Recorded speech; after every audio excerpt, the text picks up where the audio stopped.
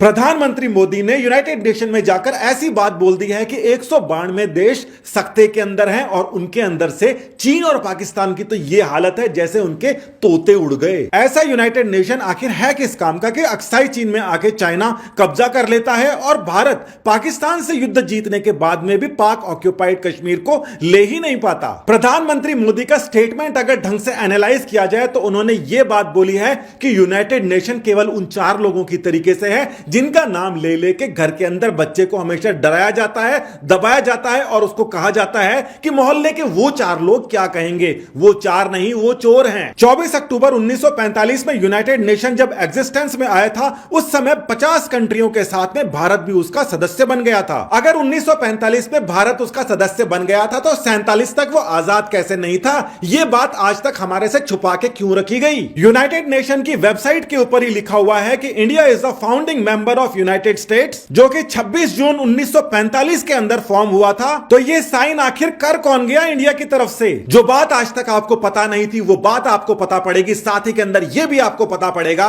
कि पहली बार किसी प्रधानमंत्री ने बोला है। 1945 में इंडिया की तरफ से साइन कर रहे हैं यूनाइटेड नेशन में, ये कोई अंग्रेज नहीं है। इनका नाम सर वीटी कृष्णमचारी है और ये पहले जयपुर के प्रधानमंत्री थे। इस पूरे दल का मुखिया कोई ब्रिटिश नहीं था, पीछे खड़े इंडियन ही थे जिनका नाम सर आरकट रामास्वामी मुदलियर था। सबसे बड़ी बात आप सोच रहे होंगे कि 45 और 47 के बीच के अंदर हुआ क्या था, हमें तो किसी राजनेता ने बताया तक नहीं। ये एक और फोटो आप देख लीजिए जहां पे आपको पूरा यकीन हो जाएगा कि इंडिया के जितने भी लोग हैं पूरी की पूरी टीम है इंडियंस की भरी हुई है। साथ ही के अंदर कुछ ऑस्ट्रेलियंस भी बैठे हैं, एक सिंगल भी ब्रिटिशर इसके अंदर शामिल नहीं है। अब इस बात को आप समझ लीजिए कि प्रधानमंत्री नरेंद्र मोदी ने यूनाइटेड नेशन के अंदर जाकर आखिर कहा क्या है और उसके कितने दूरगामी परिणाम होने वाले हैं। तो मोदी ने कही तो कई सारी चीजें हैं मगर उसके अंदर सबसे प्रमुख बात यह है कि भारत को यूनाइटेड नेशन में आखिर कब तक साइड में रखा जाएगा, जबकि सारी की सारी बातें हमने यूनाइटेड नेशन के हिसाब से आज तक करी हैं। यूनाइटेड नेशन के ऊपर आज तक किसी ने इतने बड़े सवाल नहीं उठाए और यह बात सामने आ जाती है। दोबारा से पूछना पड़ता है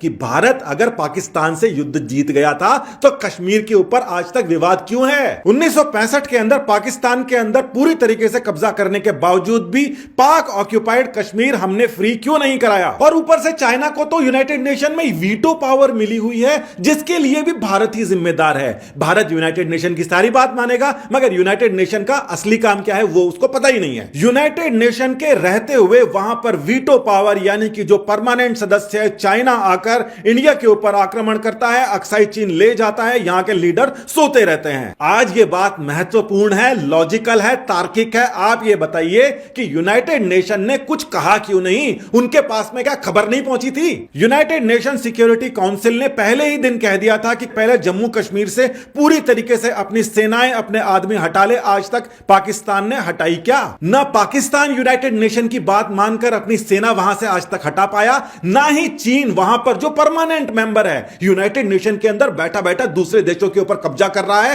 तिब्बत के ऊपर कब्जा कर लेता है और यूनाइटेड नेशन आखिर फिर कर क्या रहा है? अब सारी की सारी बातें किस ओर जा रही हैं उसको समझना ज्यादा मुश्किल नहीं है। कुछ ही समय पहले WHO को ट्रंप ने बाय बाय कह दिया था और उसके बाद में WHO जो कि यूनाइटेड नेशन की ही एक संस्था है उसका बिल्कुल विदाई हो गई थी, उसका पूरी बर्बादी आ गई थी। उसी के साथ ही के अंदर यह बात भी सामने आ रही थी कि जिन देशों के पास में 15-15 हजार की पॉपुलेशन है वो भी एक वोट रखते हैं और इंडिया जैसे जो देश हैं वो भी एक ही वोट रखते हैं। उसके बाद के अंदर उस जो यूनाइटेड नेशन है उसी की अलग अलग जो संस्थाएं हैं उसके अंदर से एक संस्था है सिक्योरिटी काउंसिल और वो सिक्योरिटी काउंसिल के अंदर कुछ परमानेंट मेंबर हैं, कुछ नॉन परमानेंट मेंबर है और इंडिया उन सबसे बाहर है। बार बार यह देखा जाता है कि इंडिया को उसके अंदर आने के लिए काफी कशमकश करनी पड़ती है। ऐसे यूनाइटेड नेशन का क्या फायदा जहां पर 15,000 जो पॉपुलेशन है उनके बराबर हमारे एक वोट को काउंट किया जाए। इसका मतलब यूनाइटेड नेशन एक प्रकार से अब अपने एक डिसमेंटलिंग की ओर बढ़ता हुआ नजर आ रहा है। एक और कारण यहां पर जो आपको समझना चाहिए कि चाइना ने ये जो छोटे मोटे देश हैं इनको उधारी दे दे के सारे के सारे वोट खरीद लिए हैं। चाइना जब चाहता है उसके हिसाब से सारे के सारे वोट पारित होते हैं। सिक्योरिटी काउंसिल के अंदर चाइना बार बार वीटो लगा दिया करता था आतंकवादी के खिलाफ। जो भारत के ऊपर आतंकवादी हमला करते थे पाकिस्तान का समर्थन करते हुए चाइना उन सबको वीटो पावर लगा लगा के उसको अंतरराष्ट्रीय अपराधी घोषित होने से रोकता था।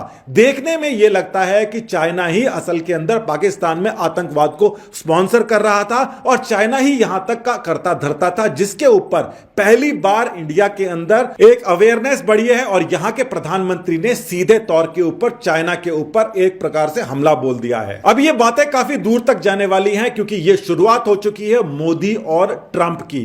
क्वाड बन चुका है और क्वाड बनने के साथ ही के अंदर ये जो सिक्योरिटी काउंसिल और ये यूनाइटेड नेशंस हैं, इनका अब कोई खास महत्व नहीं रह जाएगा। और ये सारी की सारी बातें जिसके अंदर प्रधानमंत्री ने ये बात भी उठाई है कि कोविड के अंदर पूरे यूनाइटेड नेशन ने मिलकर क्या कर लिया। उनका कहने का मतलब यह था कि सबको पता है चीन ने फैलाया है, सबको पता है कि चीन के अंदर नहीं फैल रहा, सबको यह भी पता है कि जहां से वुहान से चीन ने फैलाया था वुहान से दूसरी जगह नहीं फैलने दिया, मगर वुहान से फ्लाइटों के अंदर भर भर के कोविड को बाहर भेजा गया। तो पहली बार यूनाइटेड नेशन के ऊपर देखा जाए तो आंखें टेढ़ी हुई हैं और यह बात बहुत दूर तक जाएगी। पाकिस्तान और चीन को इससे ज्यादा परेशानी इसलिए होगी क्योंकि अब यह बिल्कुल क्लियर हो गया है कि पीओके वाला जो मामला था यूनाइटेड नेशन उसको संभाल नहीं पाया।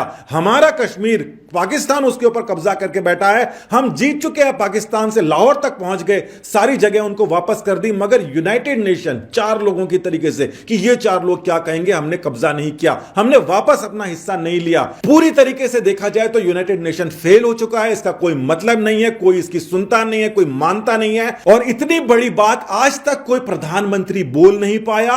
अगर ये वाला प्रधानमंत्री बोल पा रहा है, उसके साथ ही के अंदर चीन को अलग तलग कर रहा है, तो प्रधानमंत्री के क्रेडिट्स देने पड़ेंगे। इतनी बड़ी बात हो गई है, न्यूज चैनल वाले तक नहीं समझ पा रहे क्योंकि हमेशा न्यूज चैनलों ने इंडिया के अंदर हमेशा हमने देखा है कि जब भी कोई यूएन की कोई काउंसिल की मीटिंग होती है तो वहां पर एक बढ़िया सा बयान तैयार कर दिया जाता है, वहां पर दे दिया जाता है, उसका कोई सेंस नहीं होता। मगर पहली बार ऐसा हुआ है कि ना सिर्फ सेंस है, ना सिर्फ इंडिया के लिए सेंस है, बल्कि 193 के अंदर से जो बाकी 192 देश रहे हैं यूनाइटेड नेशन के अंदर, उन सब के लिए यह सेंस ही नहीं है। उन सबको यह चेतावनी है कि हमारे हिसाब से अगर हमने आज तक कुछ नहीं किया, हमें नहीं माना गया, तो ये यूनाइटेड नेशन अपने पास रख लो। वैसे भी अभी तक यूनाइटेड नेशन कर ही क्या पाया है, मोदी जी ने कहा है। 1945-47 के बीच के अंदर क्या क्या हुआ था उसके ऊपर भी सरकार को फटाफट स्पष्टीकरण दे देना चाहिए। आर्काइव्स के अंदर तो बहुत सारी चीजें मिल रही हैं जिनके अंदर कई सारे गैप्स हैं जिनको पूरी तरीके से समझ नहीं पा रहे हैं। 1945 से लेकर आज तक 75 साल हो गए हैं और यह खुशनसीबी है हमारी कि कम से कम हमने